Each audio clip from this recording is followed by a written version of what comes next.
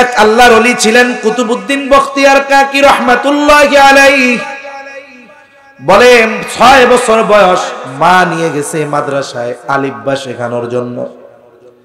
ওস্তাদের কাছে নিয়ে গেছে, ওস্তাদ দুরূদ শরীফ পড়ায়া শুরু করছে, আউযু বিল্লাহি মিনাশ শাইতানির রাজীম, বিসমিল্লাহির রহমানির রহিম। ছোট বাচ্চারে বলতেছে পড়ো।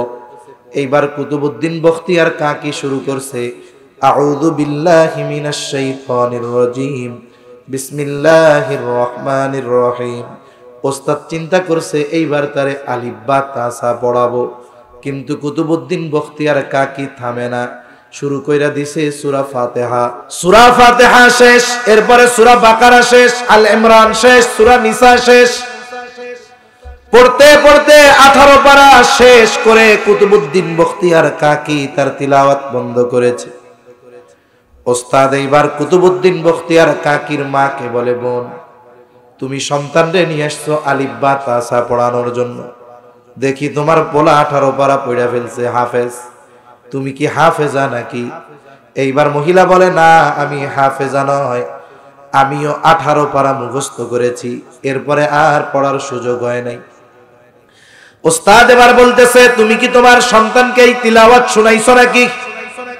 এবার মা বলে, আমার সন্তান যখন আমার পেটে আসছে ওই সময় থেকে নিয়ে আমি আমার সন্তান দুনিয়ায় আসা পর্যন্ত কত শতবার এই 18 পারা তিলাওয়াত করেছি, এর কোনো হিসাব নাই।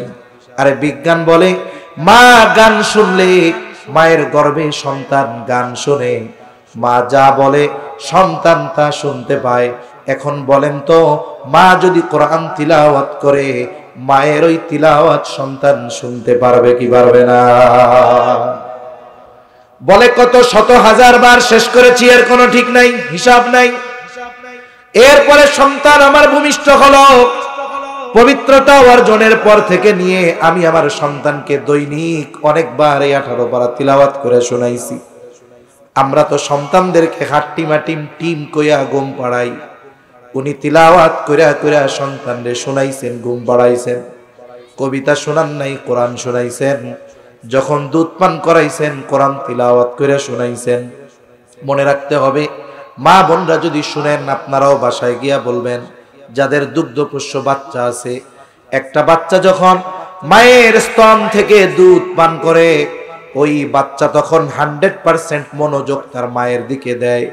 ওই সময় উচিত মায়েরও তার দিকে তাকিয়ে থাকা, সাথে সাথে ওই সময় মা তার দিকে তাকিয়ে যেই কথাগুলো বলে ওই কথাগুলো বাচ্চা সাথে সাথে ক্যাচ করে নেয়।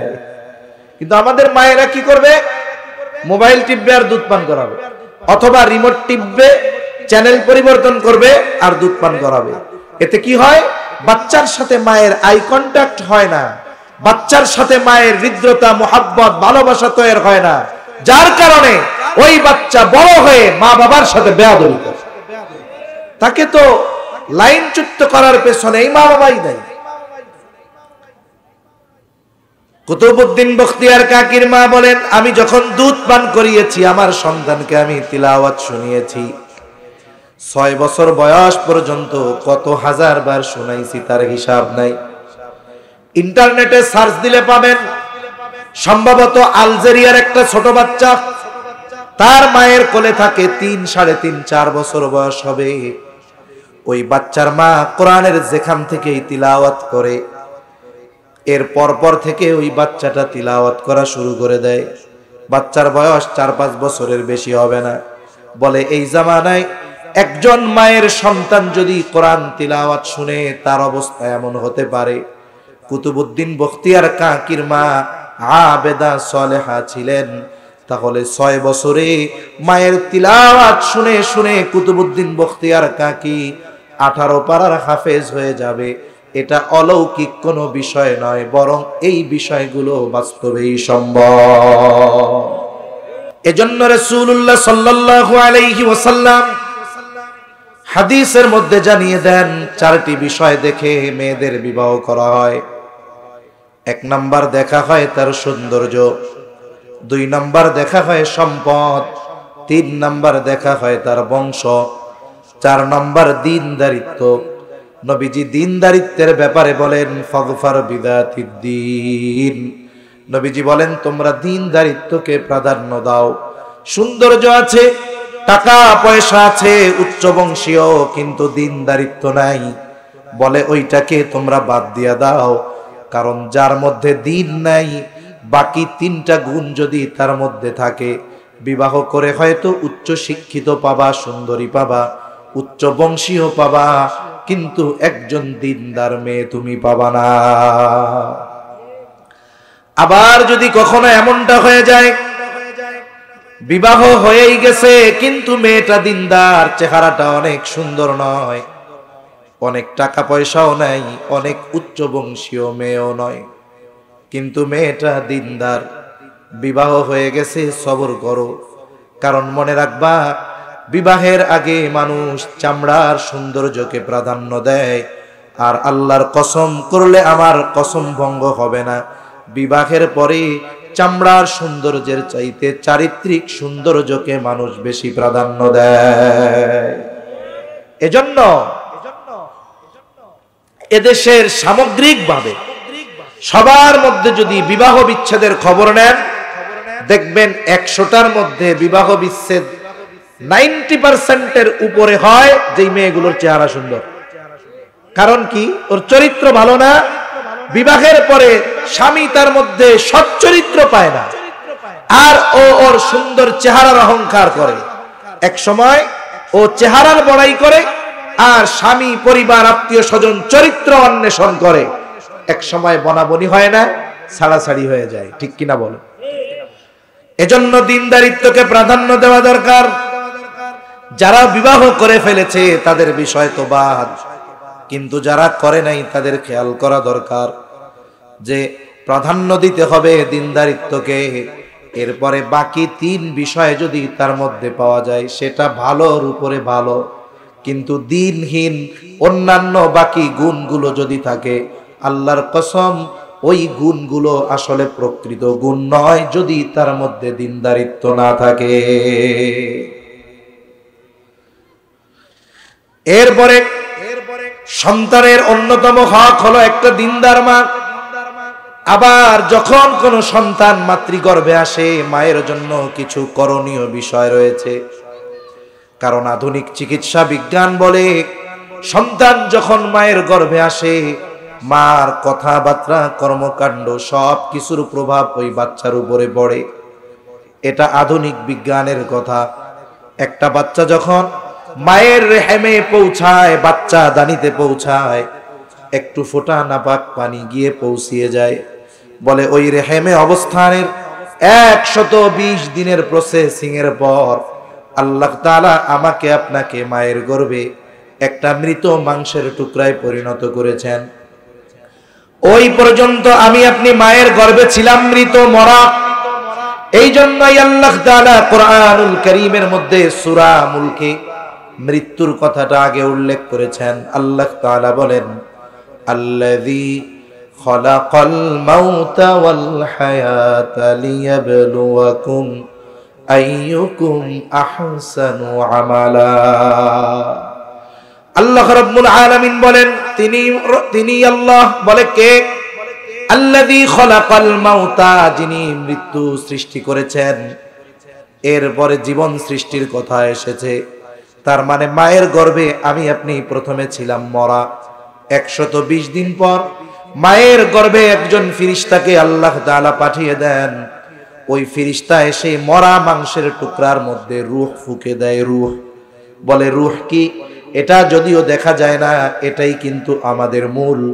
বলে এই দেহের সাথে রূহ আছে যতদিন, দেহের দাম ততদিন। যত সুন্দর হোক না কেন, গড়ন গঠন যত সুন্দর হোক না কেন, রূহ যখন বের হয়ে যাবে, এরপরে 24 ঘন্টাও আমাকে আপনাকে জমিনের উপরে রাখবে না, বরং আত্মীয় স্বজন, আপনজন, প্রিয়জন চেষ্টা করবে যথা দ্রুত সম্ভব আমার আপনার দেহটাকে মাটিতে দাফন করে দেওয়ার জন্য। আল্লাহ তাআলার নির্দেশে ফেরেশতা এসে মাতৃগর্ভে মরা মাংসের টুকরার মধ্যে রূহ ফুঁকে দেয়। এইবার কি হয়? ওই মাংসের টুকরা নড়াচড়া শুরু করে। এখনো কিন্তু হাতও হয় নাই, পাও হয় নাই, চোখও হয় নাই, কানও হয় নাই। বলে কি হয় মানুষের প্রথম? মায়ের গর্ভে সর্বপ্রথম আমার আপনার হার্ট তৈরি হয়। কি তৈরি হয় কোন? হার্ট। একটা মানুষ অ্যাক্সিডেন্ট করেছে, গোটা দেহ নিথর, চোখ বন্ধ, সেন্সলেস, হাত পা নড়াচড়া করতে পারে না, কোনো হুঁশ তার নাই। কিন্তু যতক্ষণ তার হার্টবিট চালু থাকে ততক্ষণ পর্যন্ত ডাক্তার তাকে মৃত বলে ঘোষণা করে, ততক্ষণ সে জীবিত। হার্ট যখন অচল বলে সবই অচল।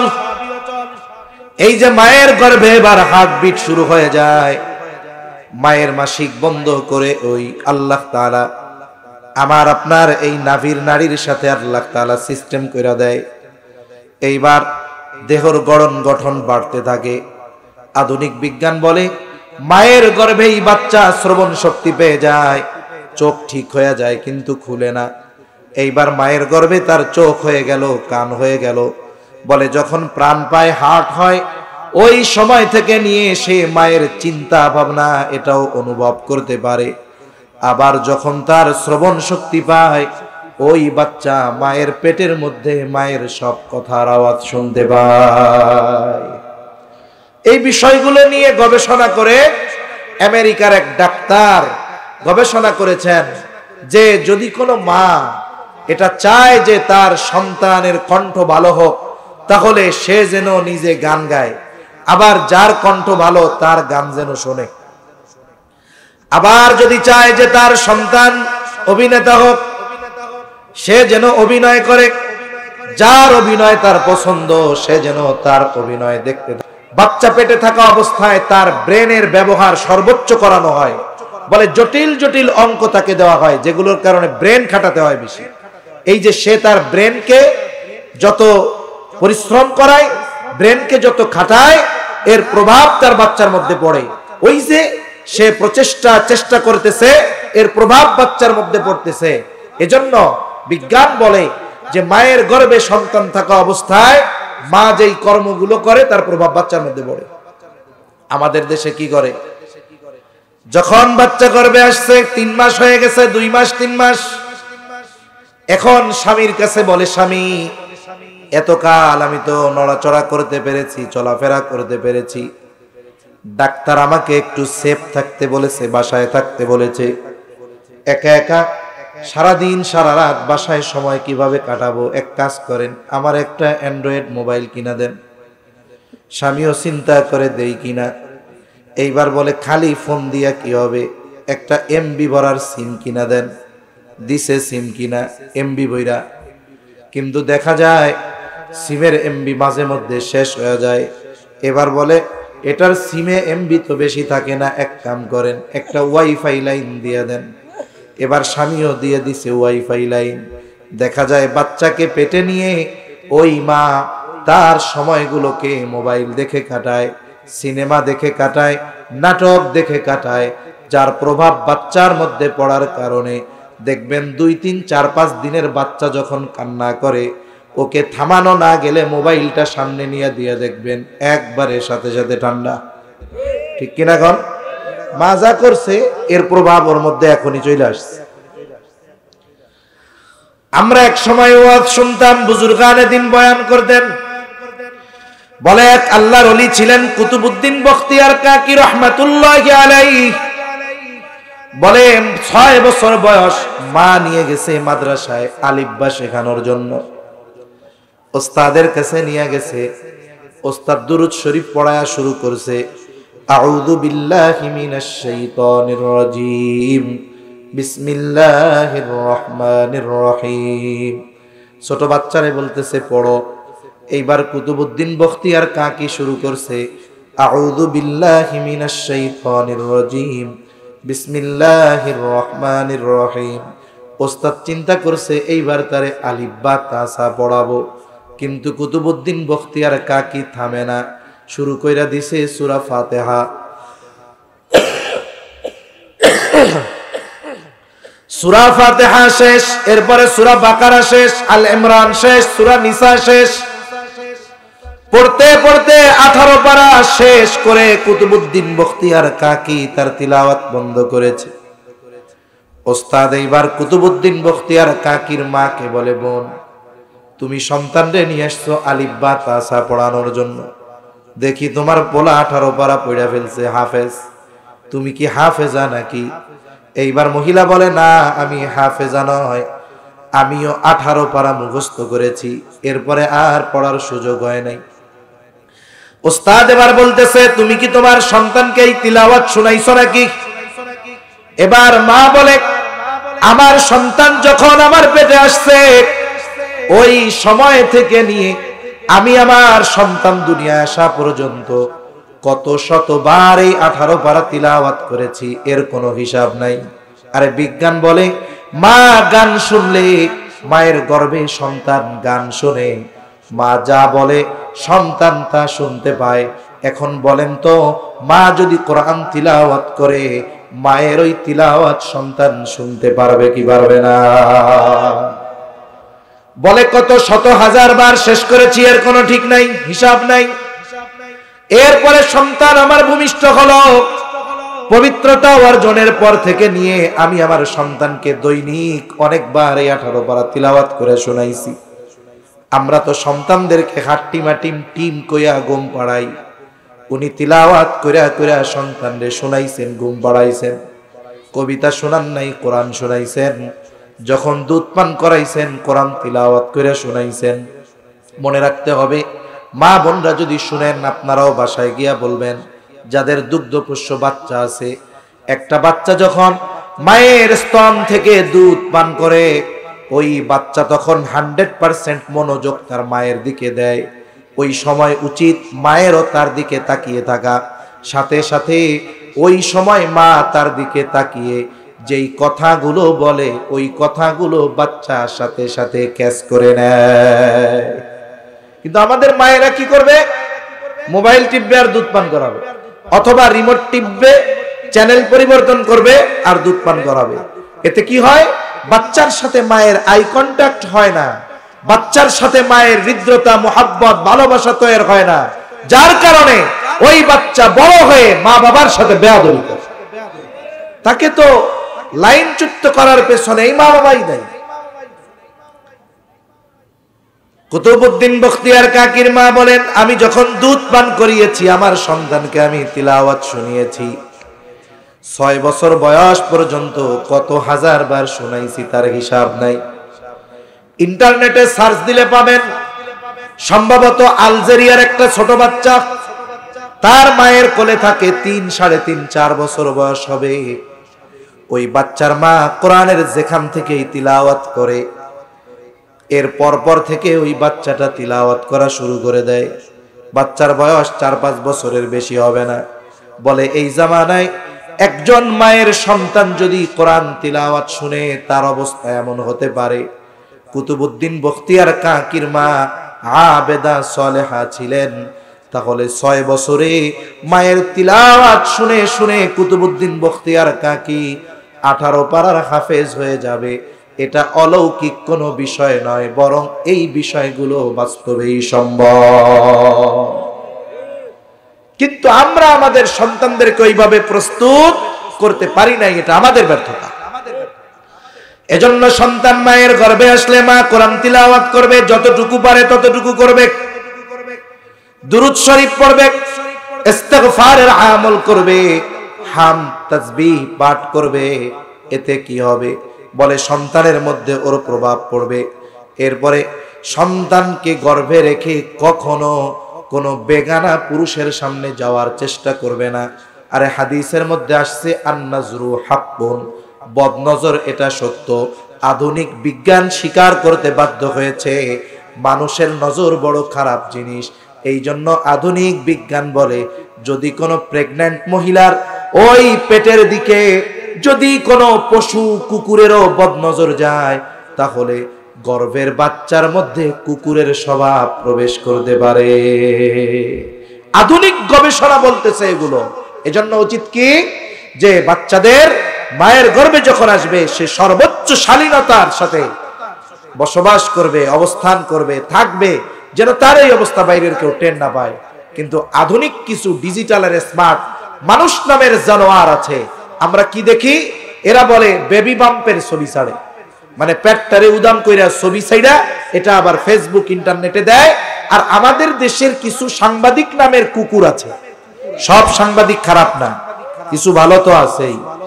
এই সাংবাদিক নামের কুকুর আছে, এগুলো কি করবে, এই ছবিগুলাকে পত্রিকার এক পেজ ধইরা দিবে, না দেখা যাবা কোন জায়গায়। কথা বুঝেন নাই? তাহলে মায়ের গর্ভে যখন সন্তান আসবে, মায়ের যেই দায়িত্বগুলো পালন করতে হবে, এই ব্যাপারে অবশ্যই পিতারও সাহায্য করার দরকার আছে না নাই? তাহলে কি হবে, একটা নেককার সন্তান আশা করা যায় আল্লাহ তাআলা তাকে দিবে। এবার সন্তান দুনিয়ায় ভূমিষ্ঠ হলো। সন্তান দুনিয়ায় ভূমিষ্ঠ হওয়ার পরে সন্তানের কিছু হক আছে। প্রথম হক হলো, সন্তান ছেলে হোক আর মেয়ে হোক, তার ডান কানে আজান, বাম কানে ইকামত দিতে হবে। অনেক মানুষ বোঝে না, বাচ্চা হইছে এক জায়গায়, রাত ৩টার সময় ইমাম মুয়াজ্জিন সাহেবকে ফোন দেয়। রাত ৩টায় তো আর দাওয়াত খাওয়ার জন্য ফোন দিবে না, মানুষ মরলেই না ৩টায় ফোন দেয়। মুয়াজ্জিন সাহেব দইরাই কই মরছে গেডা, ধর্মিয়া কেউ মরে নাই, আমার একটা পোলা হইছে, আজান দিয়ে দেন। এখন মুয়াজ্জিনরে বলে আজান দিতে, আজান দিতে হবে কোথায়? বাচ্চার ডান কানে আজান, বাম কানে ইকামত। যদি কোনো পুরুষ না থাকে, নারীরাই এই শব্দগুলো বলে দিবে। ডান কানে আজানের শব্দগুলো বলবে, বাম কানে ইকামতের শব্দগুলো বলবে। এরপর বাচ্চার সপ্তম দিন তার জন্য কিছু করণীয় আছে। ১ নাম্বার, তার মাথার চুলগুলো মুন্ডিয়ে ফেলবে। এই মুন্ডানো চুলের ওজন পরিমাণ স্বর্ণ অথবা রৌপ্য অথবা উভয়ের যে কোনো একটার সমপরিমাণ মূল্য সে সাদকা করে দিবে। সপ্তম দিন তার আকিকা করবে। সপ্তম দিন সুন্দর একটা নাম রাখবে। যদি অ্যাবিলিটি থাকে, সপ্তম দিন ছেলে হলে 2টা ছাগল দিয়া, মেয়ে হলে 1টা দিয়া আকিকা দিবে। সপ্তম দিন যদি না পারে 14তম দিন, 14তম দিন যদি না পারে 21তম দিন। এখন ছেলে হইছে, 2টা ছাগল দিয়া আকিকা দেওয়ার অ্যাবিলিটি তার নাই, 1টা দিয়া হলেও দিয়ে দিবে। কিন্তু অনেক মানুষ আছে আকিকার ক্ষেত্রে ইচ্ছাকৃতভাবে বিলম্ব করে, সামর্থ্য থাকার পরেও বলে এইটা কোরবানির সাথে দিয়া দিমনে। বিষয়টা হলো, কোরবানির সাথে আকিকা দেওয়া এটা জায়েজ, তবে আমলের ক্ষেত্রে সুন্নাহকে প্রাধান্য দেওয়া বেশি দরকার। আমলের ক্ষেত্রে সুন্নাহকে প্রাধান্য দিব। ছেলে হইছে, 2টা নাই, আপনি 7 দিনে না পারেন 21তম দিনে, 14তম দিনে আপনি দিয়া দেন, দায়িত্ব শেষ। কতজন মাঝে মধ্যে মেসেজ দেয়, হুজুর কোরবানির সাথে কি আকিকা দিলে হবে? তা হবে, তা কোরবানির সাথে আকিকা দেওয়া জায়েজ, কিন্তু আপনি দেরি করছেন কেন? কয় হুজুর কইয়েন না, আমার পোলা পানেরটা ঠিক মতো দিছি, তা কাঠটা দিবেন? কয় সেই দিন আমার মা অসুস্থ মুরব্বী, হঠাৎ করে কইতেছে, বাজান রে তুই তো নানা হয়ে গেলি, আমিও তো কয়দিন পরে মইরা যাবো, তোর আকিকাটা আমার দিতে মনে নাই, হুজুর আমারটা দিমু। এরকম অনেক লোক আছে না নাই? সেজন্য সন্তানের আকিকা যথাসময় দিয়ে দেওয়া দরকার। এর সাথে সন্তানের কল্যাণ অকল্যাণের সম্পর্ক থাকে।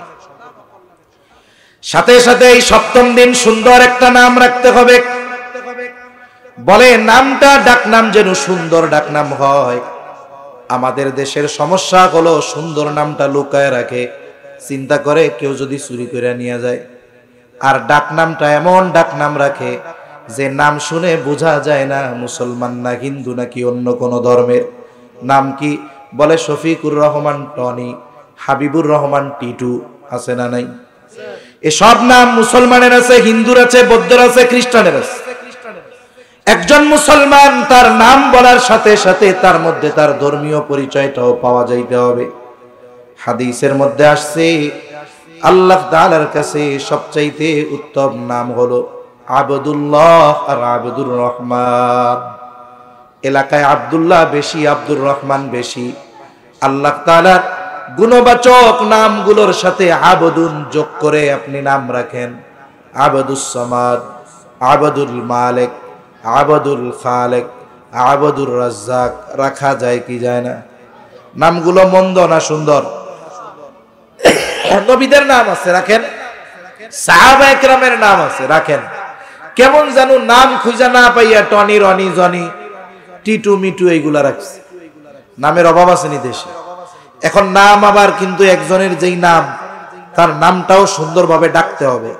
মনে করেন আমাদের দেশে কারো নাম যদি আব্দুল মালেক হয়, বাপ মা নাম রাখছে আব্দুল মালেক, বলেন তো আব্দুল মালেক সুন্দর লাগে না ডাকতে? কিন্তু কিছুদিন পর আবদুন বাদ দিবে, এবার খালি মালেক ডাকা শুরু করবে। আবার কিছু অঞ্চলে আছে এই মালেক শব্দটারেও তেড়া বেঁকা করে, ও মালেক কে, আছে না নাই?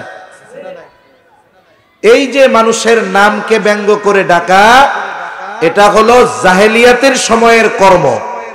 ওই সময় এই কাজগুলা করতো, নবীজি ডাকতে মানা করছে। এজন্য নাম সুন্দর রাখতে হবে, সাথে সাথে ওই সুন্দর নামে তাকে ডাকতে হবে, ঠিক কিনা বলেন? এরপরে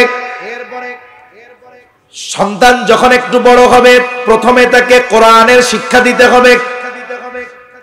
কোরআনুল কারীমের শিক্ষা দেওয়া এটা সন্তানের অন্যতম হক। মনে রাখতে হবে, এই সন্তানকে প্রথমে শেখাতে হবে কোরআনের শিক্ষা। তার বৃত্তিমূলক শিক্ষাটা হতে হবে কোরআনের শিক্ষা। এই জন্য প্রত্যেক অভিভাবকের এই বিষয়টা খেয়াল রাখা দরকার। আপনি আপনার সন্তানকে ডাক্তার বানান, ইঞ্জিনিয়ার বানান, ব্যারিস্টার বানান, অসুবিধা নাই, তবে প্রথমে তাকে কোরআনের শিক্ষা দেওয়ার মাধ্যমে মুসলমান বানান। যদি সন্তানকে মুসলমান না বানানো হয়, তাহলে তাকে জাহান্নাম থেকে বাঁচানোর উপায় নাই। এজন্য আল্লাহ তাআলা কোরআনুল কারীমের মধ্যে নির্দেশ দিয়েছেন। আল্লাহ তাআলা বলেন, ইয়া আইয়ুহাল্লাযীনা আমানু কু আনফুসাকুম ওয়া আহলিকুম নারা। আল্লাহ তাআলা বলেন, হে ঈমানদারেরা, তুমি নিজে জাহান্নামের আগুন থেকে বাঁচো, অধীনস্থদেরকে জাহান্নামের আগুন থেকে বাঁচাও। নিজে জাহান্নামের আগুন থেকে বাঁচবে কেমনে? বলে ঈমান তো এনেছে, আল্লাহ তাআলার বিধিবিধান মেনে চলার মাধ্যমে নিজেকে জাহান্নাম থেকে বাঁচাবে। অধীনস্থদেরকে কেমনে বাঁচাবে? বলে নিজে যেমন দিন শিখে আমল করে জাহান্নাম থেকে বাঁচবে, অনুরূপভাবে অধীনস্থ যারাও তাদেরকে দিন শেখানোর মাধ্যমে জাহান্নাম থেকে বাঁচানোর চেষ্টা করবে। আপনি আমি যদি জাহান্নাম থেকে বাঁচতে চাই, দিন শেখার দরকার। অধীনস্থদেরকে জাহান্নাম থেকে বাঁচাতে হলে তাদেরকে দিন শেখানোর দরকার, ঠিক কিনা বলেন? এখন আপনার যদি সেই অ্যাবিলিটি থাকে যে আপনি আপনার সন্তানকে ঘরে রেখে দিন শেখাতে পারবেন, যতটুকু দিন শেখানো ফরজ, শেখা ফরজ, নিজে শিখেছেন, বাচ্চাদের শেখানোর ব্যবস্থা করেছেন, তাহলে তো ভালো কথা। কিন্তু আমাদের দেশের যে সিচুয়েশন, যে পরিবেশ, তাতে বাচ্চাদের ঘরে রেখে দিন শেখানোর উপায় নাই। এজন্য এই মাদ্রাসাগুলো। এর আগে আমরা শিখতাম, আমরাও ছোটবেলায় দেখেছি প্রত্যেকটা অঞ্চলের মসজিদগুলায় জমজমাট মক্তব ছিল। এখন মক্তবগুলো মরার মতো। কিন্তু আমাদের সময় খেয়াল আছে আমার এখনো, নামাজের জন্য মা ডাকতেন না, কারণ তখনও নামাজ ফরজ হয় নাই। কিন্তু মক্তবে না গেলে ছাড়তেন না, পিটাইয়া মক্তবে দিয়ে আসতেন। ওইখানে গিয়ে আমরা সবকিছু শিখতাম, জীবনের প্রয়োজনীয় বিষয়গুলো মক্তব থেকে শিখতাম। এরকম একটা পরিবেশ ছিল, কিন্তু এখন নাই। মক্তব মরছে কেমনে? মক্তবের এই হালত কেমনে হইল? বলে এনজিওরা এই দেশে, আমাদের দেশ সহ গোটা উপমহাদেশে আসার মূল উদ্দেশ্য হলো যে মানুষকে খ্রিস্টান ধর্মে দীক্ষিত করা, ইসলাম থেকে দূরে সরিয়ে দেওয়া। তারা তাদের ইনভেস্ট অনুযায়ী ফলাফল পাইল না, গবেষণা করতেছে, কি ব্যাপার মুসলমানদের মধ্যে এত ব্যয় করতেছি, সেই অনুযায়ী ফলাফল নাই কেন? গবেষণা করে যতগুলো কারণ তারা পেয়েছে যে মুসলমানদের দিন শুরু হয় কোরআনুল কারীম দিয়ে। এখানে যারা আছেন যদি গ্রামের বাসিন্দা হয়ে থাকেন, প্রত্যেকটা ঘরে ঘরে আগে ফজরের সময় কোরআন তিলাওয়াতের আওয়াজ পাওয়া যাইতো কি যাইতো না? বাচ্চাগুলারে মক্তবে পাঠায় দিয়া বাড়ির মানুষেরা কোরআন তিলাওয়াত করত। আয়রে মুরব্বি সকাল বেলায় সকলকে ঘুম থেকে উঠায়া মসজিদে নিয়ে যাইত। মহিলারা ফজরের আগেই ঘরের উঠান ঝাড়ু দেওয়া কমপ্লিট। পুরুষেরা মসজিদ থেকে বাড়িতে আসতো, মহিলাদের নামাজ শেষ করে কোরআন তিলাওয়াত করতে থাকতো। পুরুষেরা মসজিদে তিলাওয়াত করতো, কেউ বাড়িতে এসে তিলাওয়াত করতো। বাচ্চাদেরকে মক্তবে পাঠায় দেওয়া হইতো। তার মানে প্রত্যেকটা ঘরে ঘরে সকাল হতো কোরআন দিয়ে। এরা চিন্তা করলো এই প্রজন্ম না হোক, আগামী প্রজন্মকে যদি দিন থেকে বের করতে হয় তাহলে এখন থেকেই কোরআনের সাথে তাদের সম্পর্ক দূর করে দিতে হবে। কি করা যায়? বলে তোমরা নতুন শিক্ষা ব্যবস্থার প্রণয়ন করো। আমাদের দেশে আগমন ঘটলো কেজি স্কুলের। কিন্ডারগার্টেন স্কুল এখন মোড়ে মোড়ে আছে, একটা সময় ছিল না। শুনেন ইতিহাস, এই কেজি স্কুলের আগমন ঘটেছে এনজিওদের মাধ্যমে। এই জন্য প্রথম এই কেজি স্কুলগুলো সব এনজিওদের তত্ত্বাবধানে পরিচালিত হতো। এরপরে আস্তে আস্তে এটা আরো ব্যাপকতা লাভ করছে। কেজি স্কুল, আমরা প্রাইমারি স্কুলে 1-2 যারা পড়তো তারা স্কুলে যাইতো সকাল 10টায়, 3, 4, 5 এরা যাইতো দুপুর 12টায়। আমরা 10টা থেকে 12টা এক শিফট, 12টা থেকে 4টা, 3, 4, 5 বাড়ি চলে আসতো। সকালবেলা মক্তব ভালো মতো পড়তো। কি হইল? বলে এরা এদের সিলেবাস প্রণয়ন করবার পর ক্লাস টাইম দিল সকাল 6টা to 10টা। কি পড়বে? বলে 4 বছরের বাচ্চাও 6টা বই পড়বে। কয়টা বই? 6টা বই। এইবার মা বাপ চিন্তা করছে যে পোলা পান্ডে তাড়াতাড়ি মানুষ বানাইতে হবে, ইংরেজি শেখাইতে হবে, অথচ বাচ্চাদের পড়া নেওয়ার একটা সময় আছে। আমাদের বাংলাদেশের সবচেয়ে বড় আলেম বললে ভুল হবে না, উপমহাদেশের বর্তমান সময়ের অন্যতম বড় আলেম, জাতীয় মসজিদ বাইতুল মুকাররমের সম্মানিত খতিব মুফতি আব্দুল মালিক সাহেব দামাত বরকাতুহুল আলিয়া হযরত কোন বাচ্চাকে 6 বছরের আগে পড়াশোনার জন্য চাপ দিতে মানা করেন। 6 বছর পর্যন্ত ও খেলার সাথে সাথে শিখবে, ওরে কোনো চাপ দেওয়া যাবে না। এরপর থেকে আস্তে আস্তে ওর মেধা অনুযায়ী তাকে চাপ দিতে হবে।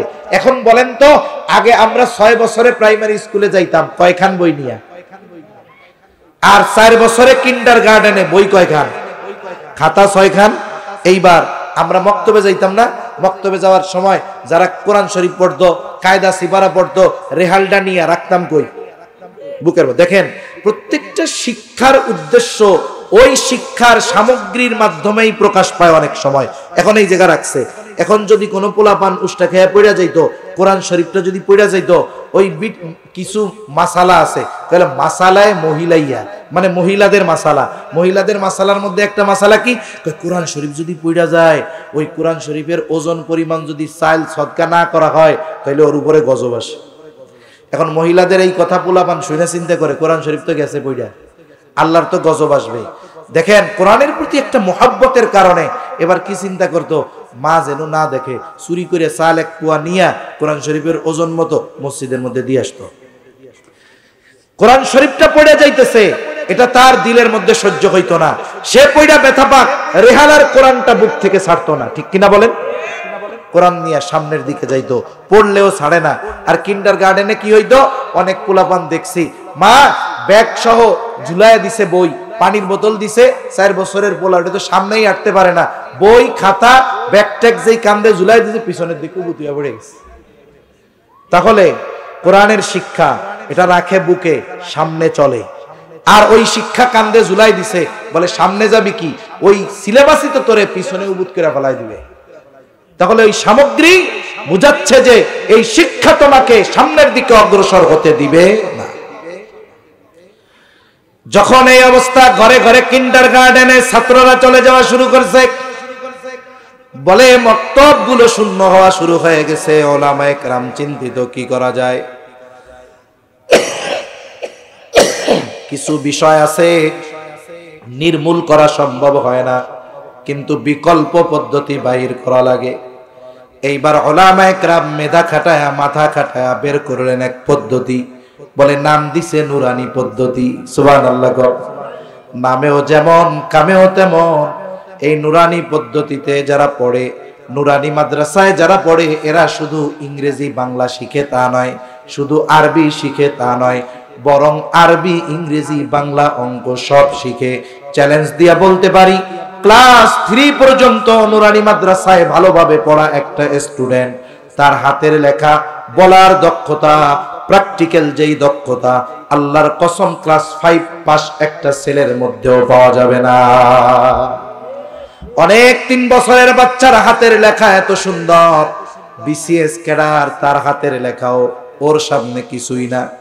এই জন্য উলামায়ে কেরাম পদ্ধতি আবিষ্কার করলেন, নুরানি পদ্ধতি, নামেও নুরানি, কামেও নুরানি।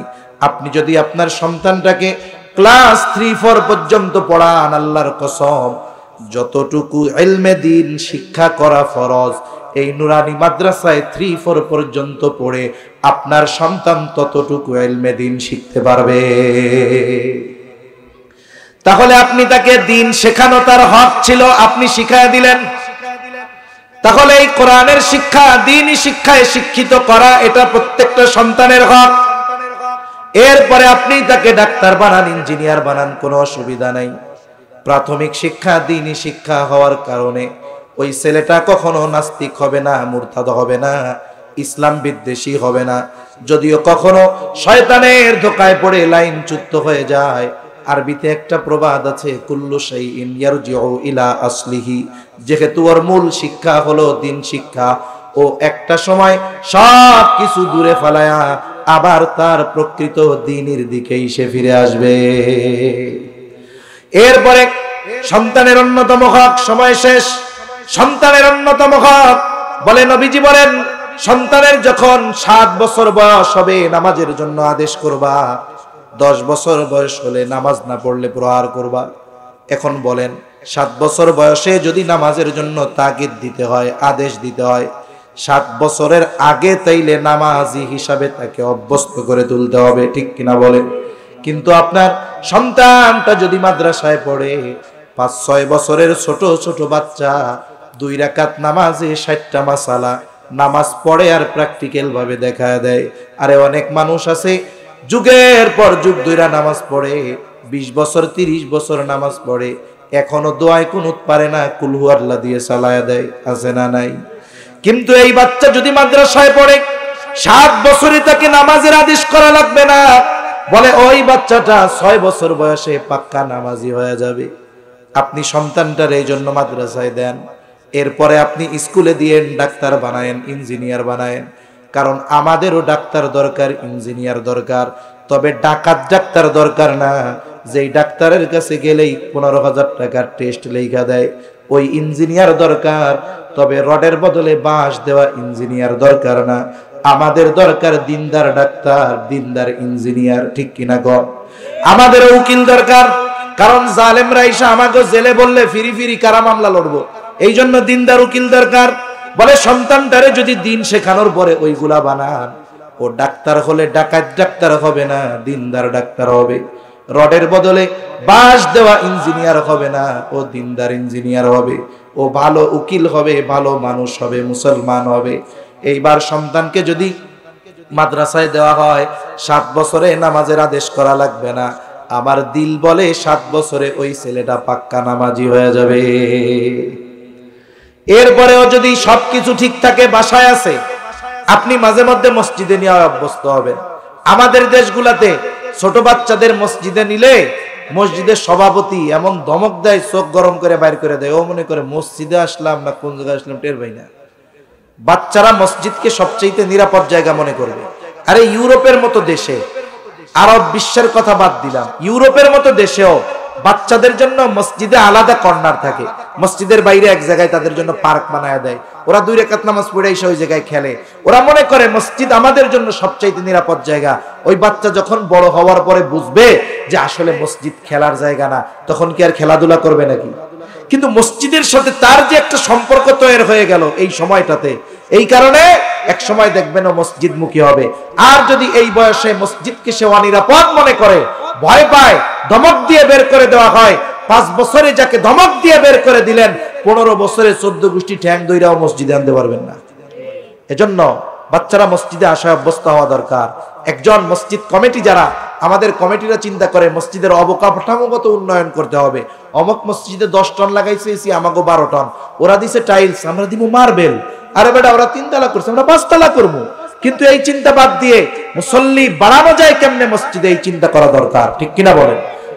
উপরন্তু মসজিদ কমিটির উচিত ছিল যে ছোট বাচ্চাদের জন্য পুরস্কার ঘোষণা করা, যে 6 বছরের উপরে বাচ্চারা যারা ফজর নামাজে আসবে, 5 ওয়াক্ত নামাজে আসবে, এদের জন্য চকলেট আছে, এরা যদি প্রত্যেক দিন আসে, মাস শেষে পুরস্কার দেওয়া হবে, তাহলে কি হইতো?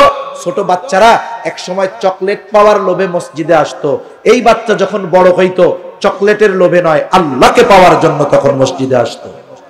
এজন্য রাস্তা আমাদের তৈরি করে দেওয়া দরকার। এরপরে সন্তান যখন প্রাপ্তবয়স্ক হবে, ছেলে হোক আর মেয়ে হোক, প্রাপ্তবয়স্ক বয়স্কা ছেলে মেয়েকে বিবাহ দেওয়ার দায়িত্ব অভিভাবকের, ঠিক কিনা বলেন? আল্লাহ তাআলা বলেন, ওয়া আনকিহুল আয়ামা মিনকুম ওয়াস-সালিহিনা মিন ইবাদিকুম ওয়া ইমাইকুম ইয়াকুনু ফুকারা ইউগনিহিমুল্লাহ। আল্লাহ তাআলা জানায় দেন, তোমাদের অধীনস্থ বিবাহ উপযুক্ত যারা আছে তাদেরকে বিবাহ দিয়ে দাও, যদি তারা গরিব হয়, ইয়াকুনু ফুকারা ইউগনিহিমুল্লাহ, ফকির হইলেও দরিদ্র হইলেও ধনী বানায় দিবে কে? এই জায়গায় অনেকগুলো শর্ত আছে। বলে বিবাহটা গুনাহমুক্ত বিবাহ হইতে হবে, বিবাহটা গুনাহমুক্ত বিবাহ হতে হবে, সুন্নাত তরিকায় হতে হবে, কারণ বিবাহ একটা ইবাদত। যদি যথাযথভাবে বিবাহ সম্পাদন করা হয় তাহলে ওই বিবাহে রহমত বরকত দিয়ে আল্লাহ ভরপুর করে দেয়। কিন্তু অভিভাবক মেয়ের বিয়ে দেওয়ার ব্যাপারে চিন্তিত, ছেলের বিয়ে দেওয়ার ব্যাপারে চিন্তিত না। কিন্তু আল্লাহ কি শুধু মেয়ের বিয়ে দেওয়ার কথা কই? একটা মেয়ে হইছে, হওয়ার সাথে সাথে বাড়িতে ফাঁকা জায়গায় 10টা মেহগনি গাছ লাগাইছে, আবার মেয়ের নামে টাকা জমানো শুরু করছে। 18 বছর বয়স হয়ে গেছে, মেয়ের বিয়া দিবে, 16, 17, 18 বছর বয়স। এইবার 10টা মেহগনি গাছ বিক্রি করছে 10 লাখ, টাকা জমাইছিল আরো 5 লাখ। এবার মেয়েরে বলে, তোমার যেদিন জন্ম হয়েছে ওই সময় তোমার জন্য আমি এই গাছগুলো লাগাইছিলাম যেন তোমার বিয়ার সময় আমার কোনো টেনশন না হয়। আরে মিয়া, তাইলে পোলা যখন জন্ম নিছে, পোলারও তো বিয়া দেওয়ার দায়িত্ব, পোলার নামে 10টা গাছ কেন লাগান নাই? পোলার নামে কেন টাকা জমান নাই? যখন সে প্রাপ্তবয়স্ক হইল তারে এই টাকা দিয়ে কইতেন যে শোনো, তোমার বিবাহের বয়স হয়ে গেছে, এখন তোমাকে বিবাহ করতে হবে, আমার দায়িত্ব তোমাকে বিবাহ দিয়ে দেওয়া, এই যে পুঁজি 10 লাখ দিয়ে দিলাম, এখন তুমি বিবাহ করবা, এরপরে এই টাকা দিয়ে ব্যবসা বাণিজ্য করে তোমার স্ত্রীর ভরণ-পোষণের ব্যবস্থা তুমি করবা। মেয়ের বিয়া দেওয়ার জন্য গাছ লাগান, পোলারে বিয়া দেওয়ার জন্য গাছ লাগানো যায় না? কিন্তু পোলা যখন প্রাপ্তবয়স্ক হয়, কামাই করার পরও বিয়া দিতে চায় না, কয় 5 বছর আমাকে খাওয়াও, এরপরে বিয়া কইরা খাওয়াইও। এখন বলেন, এই যে আপনি তার বিবাহে বিলম্ব করালেন, আল্লাহ না করুক যৌবনের তাড়নায় সে যদি কোনো অন্যায় কাজে জড়িত হয়ে যায়, তাহলে আপনি যত বড় বুজুর্গ হন না কেন, সন্তান যদি কোনো পাপাচারে লিপ্ত হয় বিবাহ না দেওয়ার কারণে, ওই সন্তানের যেই পরিমাণ গুনাহ, বলে আপনি বুজুর্গ বাপ, আপনার আমল নামায়ও সেই পরিমাণ গুনাহ যোগ হয়ে যাবে। এজন্য লম্বা হক অনেক গুরুত্বপূর্ণ কয়েকটা বললাম, যে সর্বশেষ সন্তান মেয়ে হলে একটা দিনদার পাত্রের সাথে বিবাহ দিতে হবে, ছেলে প্রাপ্তবয়স্ক হলে ওই রকম দিন প্রাধান্য দিয়ে একটি মেয়েকে সন্তানের সাথে, ছেলের সাথে বিবাহ দিয়ে দিতে হবে। মূল কথা হলো সন্তানকে দিন শেখানোর দরকার। কি শেখানোর দরকার? এখন বলেন তো, যেই বাপ সন্তানকে এই দিন শেখালো, ওই বাপ যদি বুড়া হয়ে যায়, ওই সন্তান যদি বড় চাকরিজীবী নাও হয়, সন্তান যদি রিক্সাও চালায়, ঠেলা গাড়িও চালায়, কাঁচামালের দোকানদারিও করে, দিন মজুরিও যদি করে, চ্যালেঞ্জ দিয়ে বলা যাবে ও ওর মা বাবাকে কখনো বোঝা মনে করে বৃদ্ধাশ্রমে ফালায়া দিবে না, ঠিক কিনা বলেন? এজন্য আমরা যদি দুনিয়া আখেরাতে ভালো থাকতে চাই, আমাদের সন্তানদের যেই হক ইসলাম আমাদের উপরে রেখেছে, এগুলো যথাযথভাবে আদায় করার মাধ্যমে আমরা আমাদের সন্তানদেরকে দুনিয়া আখেরাতের সম্পদে পরিণত করব, বলেন ইনশাআল্লাহ। কারণ আমরা দায়িত্বশীল। আল্লাহ রাসূলও বলেন যে তোমরা প্রত্যেকেই দায়িত্বশীল, প্রত্যেককে কিয়ামতের দিন আল্লাহ তাআলা তার দায়িত্বের ব্যাপারে জিজ্ঞাসা করবে।